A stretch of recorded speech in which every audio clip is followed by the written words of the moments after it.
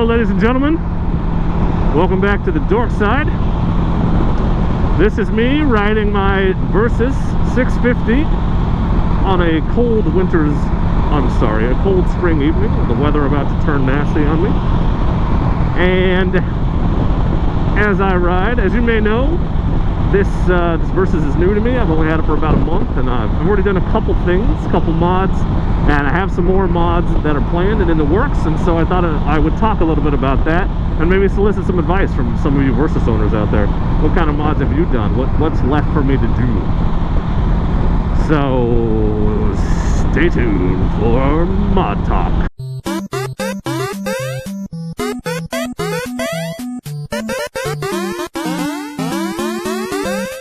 Before we continue, a public service announcement. Did you know that scientists, very, very legit scientists, have proven that you can increase your riding ability, that is your motorcycle riding ability, by up to 72% with the click of a button?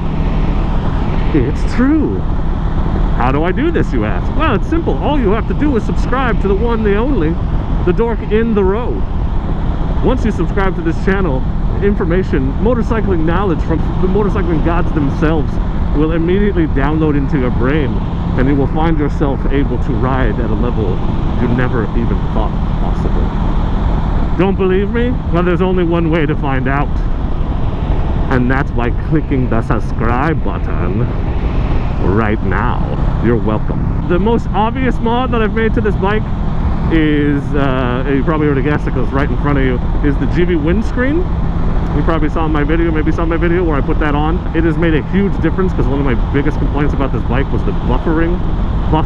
People keep saying buffering, that's something else. It's like what Real Player does when you're trying to watch an NSYNC video in 2001. Buffeting is where the wind is hitting you in the face, and then the design of the stock windshield on this bike makes it pretty nasty. One of the first big upgrades I wanted to make was this GB windscreen, so put a link to that down below. Maybe there'll be up here or up here at one of these corners, a link to the video, or I put it on if you want to see how easy it is to install. Spoiler alert, pretty damn easy. And it has made a huge difference in the wind noise.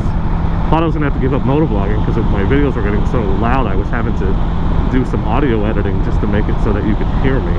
My pin lock is fogging up, that's how bad it is. So the windscreen, that was the first big mod I did. It's not the first mod, it was the biggest mod I've done. And it's made a huge difference. I can get out of the wind completely right here, much quieter. It also keeps the rain off of you when you're riding in the rain to a degree, not entirely, but it's good at that. And I think it'll make a big difference on the long rides and stuff this summer. So far I'm happy with it. I think it looks stupid as hell. If you remember my 5 things to consider when buying a motorcycle video, looks were 5th on the list, so comfort is up higher. So it definitely makes the bike more comfortable. First mod I did though, and I think I'm going to make a separate video on this because I know people have been curious about it, but it was the seat. I lifted up the front of the seat about, I don't know, an inch. I found some advice on that on KawasakiVersys.com, which is a great Versys website, a great forum.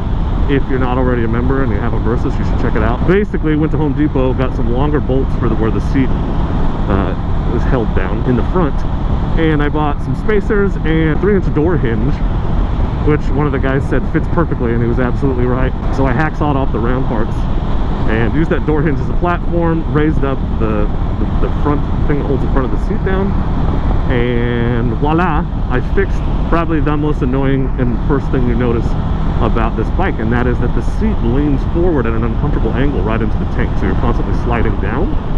And it's not 100% level now, but it is much better with that slight mod.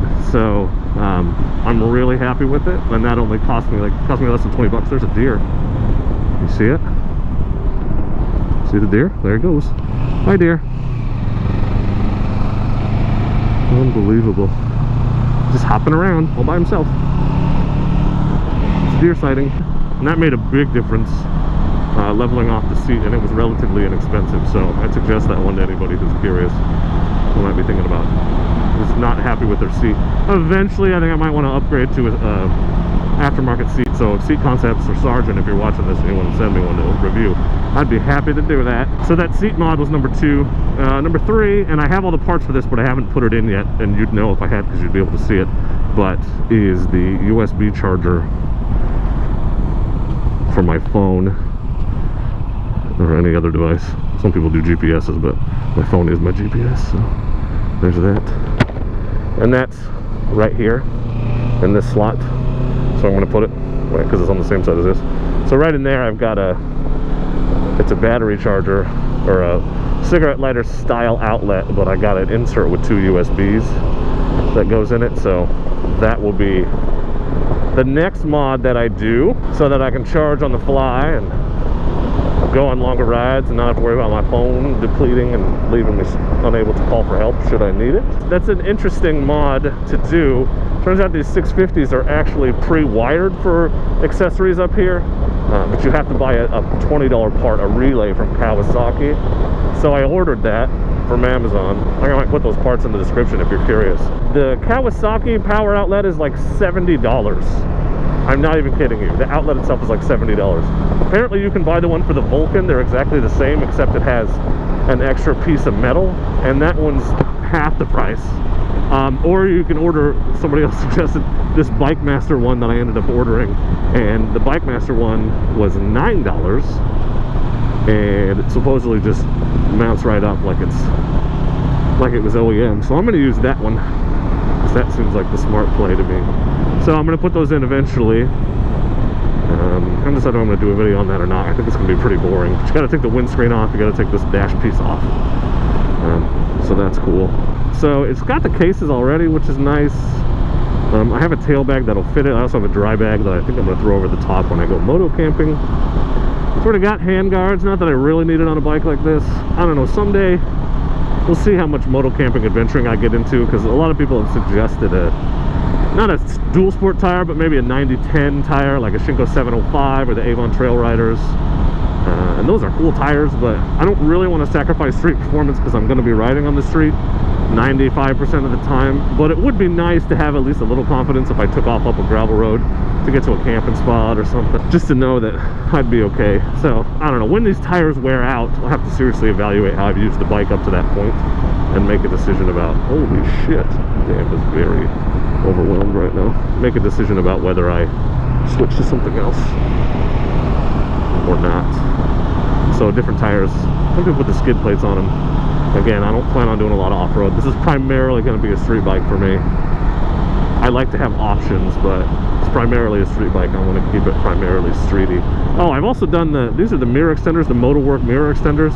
They're actually the ones I had on my CB500F, but the bolts were the same size, so I just took them off and put them on this bike. So stock mirrors on motorcycles tend to be shitty. Who knew? They don't stick out very far, so these stick out much farther. The only thing I don't like about them is now they're kind of behind me. They're not really in my peripherals, and they kind of were before. So that makes it a little tougher. That's a good mod, and it's cheap too if you're interested. Some people put like peg lowers or highway bars. I don't know if I want to do that. But the windscreen for sure, I would highly recommend. That seat mod, that's like a must-do, especially because it's pretty cheap. And that cigarette lighter. Some guys, you can also get a gear indicator, and again, the Kawasaki one is stupid expensive. There's a third-party one, I can't remember the name. Idea, I think is the name of the brand, that you could stick right in here, and it's a little cheaper. Gear indicator might be nice. It's kind of stupid that doesn't come with it stock. What do you guys recommend? You veteran Versys owners, what have you done to your bike? What kind of mods do you recommend doing? Those are the kind of things I'm looking into. Or what would you suggest, those of you who have done longer distance riding? What's a good comfort mod for long distances? I'd love to hear about it. Give me some ideas, because I'm excited. I don't want to do anything crazy major, but it is nice to make a bike your own, you know, to customize it a little bit. I like that. So, ladies, stay in the bubble, yo. There's nobody here.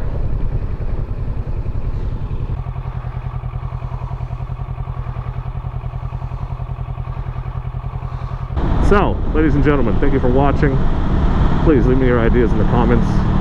And as always, do not forget to be excellent to each other. Thank you. Excellent!